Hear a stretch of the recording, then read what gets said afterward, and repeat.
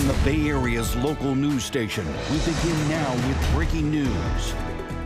When I looked out, it just looked like a rain of fire. And I'm like, what's going on? We end up rushing downstairs, and it was just like the building next door was engulfed in flames. Yeah, the scary account of what happened early this morning while you were sleeping. That is our breaking news at 7 a.m. That huge fire out of Concord, an apartment complex under construction, up in flames and smoke. 2 people ultimately injured and taken to the hospital.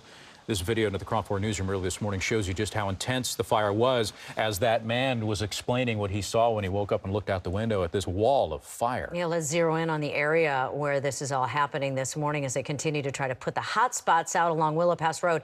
It's on Galindo Street near the Renaissance Square apartments, and that's where KRON 4 Will Tran has been following the story live all morning long, telling us the very latest. Will?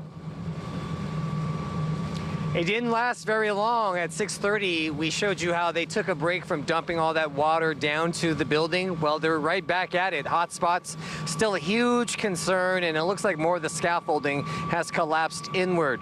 This is the Renaissance 2. It was under construction for about 6 to 7 months when it went up in flames at around 12:55 in the morning. They just don't know. Way too early to tell the cause of the fire, if it looks suspicious. Once the hot spots are out, then and only then will they allow the arson investigators to go inside to find out the cause. Now, let me quickly pull up some video for you. This fire started at around 12:55 in the morning at a time when hundreds of people were asleep. Right next door is the Renaissance 1, which was completed. People were living inside. We're talking about 200 to 250 people had to be rushed out in the middle of the night. 2 people, they didn't get out in time, so they suffered smoke inhalation, taken to the hospital, but should survive their injuries. No injuries to the firefighters. They knew, because for them it was so massive so early, that they knew how to attack this, so they instantly raised their ladders. They kept the fire to the building itself, so it does not look like it spread to the nearby areas, and right now they're just primarily focused on this, and we're talking about 7 hours into the fight, and it is far from over, even though at around 3:30 they consider this fire under control. Good part, because there was technology, there were systems in place that allow people to get out safely. In fact, I did a live interview at 5:30 with the fire marshal. Here's how the people next door managed to get the alert to get out. The building that is next door also had a fire alarm system, and that had been activated. So they had a lot of warning to get out of the building at that point. So. And back live right now, I can tell you that the Contra Costa County Health Department, if you live about a mile from this location, a mile or less, their advice, it's not a shelter in place, but if you have some sort of breathing problem, close your window or try not to get too close to this location, because it could agitate some of your lung conditions already. But the breathing right now, not as bad, because the flames have been knocked down. The hot spots, if you're standing where my location is, and you can see a great vantage point, the wind is actually blowing in the opposite direction. There's the Renaissance 1, so it looks like that's still intact. I don't see any damage to the outside of that building. That location was where the 250 people or so had to race out in the middle of the night. Back to you. All right, thank you very much, Will. And we've seen a handful of construction site fires recently here in the Bay Area. This one comes to mind. This is video of an Emeryville fire from May of 2017, so almost a year ago. The building space was meant for apartments and retail stores. That fire started about 5 months before it was scheduled to open.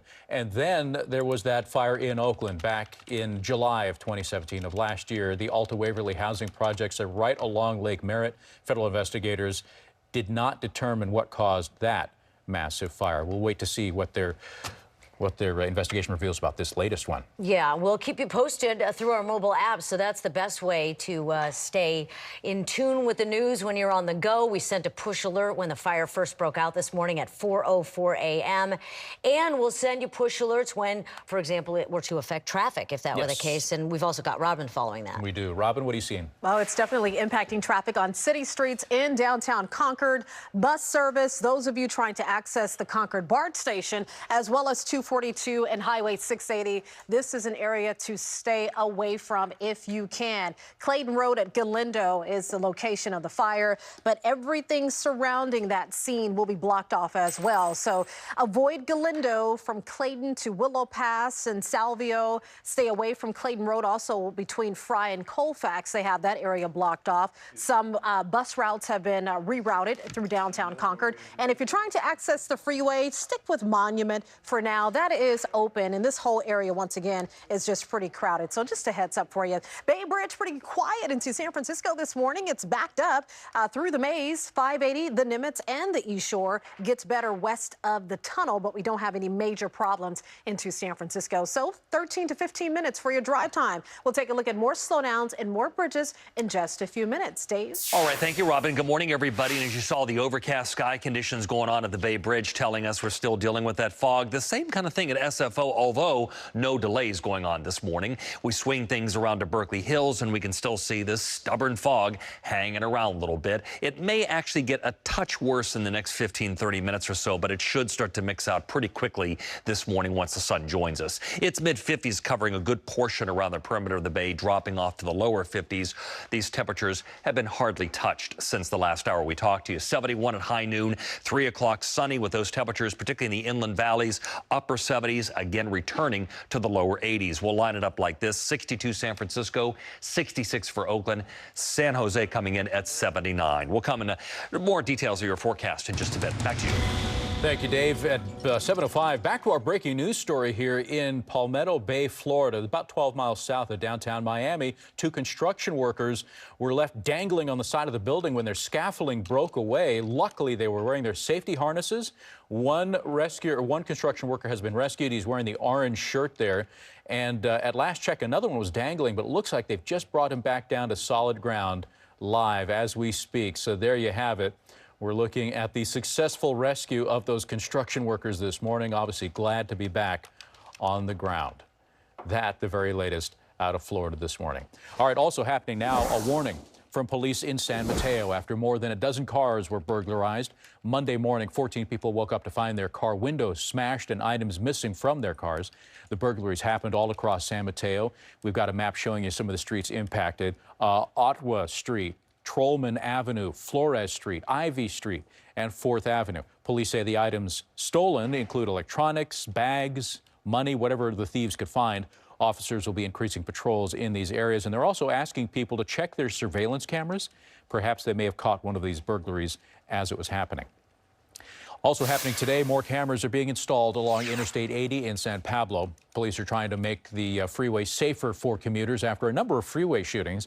There have been multiple shootings on that particular stretch of 80, dating all the way back to 2015. So it's a problem they really want to get a handle on. The CHP says they will record everything that happens on that freeway 24 hours a day. In fact, they've got more than 100 other cameras already installed throughout the city. Time now is 7:07, and today lawyers for the man acquitted of the murder of Kate Steinle in San Francisco will ask a judge to drop one of the gun charges against him. Jose Garcia Zarate is an undocumented immigrant, and he's being held without bail. Today, a judge will consider a motion to drop one of 2 gun charges, saying that the 2 charges are redundant. Kate Steinle was killed in July of 2015, and her death sparked a nationwide debate over immigration and sanctuary cities. It is 7:07, and right now a tuberculosis scare is happening at an elementary school in Fairfield. A person at Laurel Creek Elementary School recently developed active tuberculosis. And here's what they're saying. Not to worry, if your child came in contact with a person, you'll get a letter. So I guess you don't have to wonder. You will get a letter, and then Solano County public health officials are going to be doing testing of the students. TB is spread from person to person through the air, and there's also going to be a town hall meeting, if you have any questions about that, in the school's cafeteria tomorrow night. At 7:08 this morning in the East Bay, police in Oakland arrest a man with a machete after he got into an argument with another person and then assaulted police officers. It happened on 20th Avenue, and these are some of the pictures of the scene there when they confronted the man. When police arrived, apparently that man dropped the machete but then started attacking one of the officers. The officer is expected to be okay. on the peninsula. Yeah, let's go there. 2 people are behind bars now. Police say it looks like they were trying to sell a teenage girl for sex in San Bruno. Early Sunday morning, police went to the area of East Huntington Avenue and Herman Street, and that's where a young girl told them that she was trying to get away from someone, and in talking to them, they figured out that she was the victim of human trafficking. Then they arrested a man and woman from Sacramento who were sitting in a car nearby. The suspects are 26-year-old Roy Lakeith and 27-year-old Isha Pearl Marie. 2 teenagers are in juvenile hall now for burglarizing a home in Livermore. The home was hit Sunday. It's on Pearl Drive, and neighbors saw 2 boys running from the home carrying pillowcases with stuff in it. They jumped into a car and took off, but then police caught up with that vehicle on Obsidian Way and arrested the 2 boys.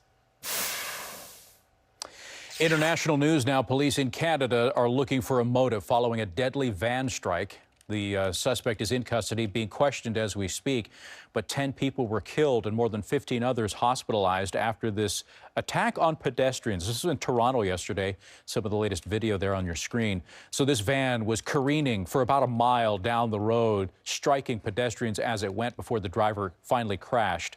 25-year-old Alex Manasian was arrested following a standoff with police. One witness now describes the chaotic scene. It's a gruesome scene. It's really bad out there. I couldn't believe what I seen, man. It was like, oh, man. Everybody, all these people on the streets getting hit one by one. Post office box getting crumbled up on people. Canadian officials say it's too soon right now to say whether the incident was a case of international terrorism. The Canadian government so far has not raised its terrorism alert. President George H.W. Bush has been hospitalized in Houston with an infection just after attending the funeral for his wife, Barbara. Officials say the 93-year-old is responding to treatment, appears to be recovering, so that's good news.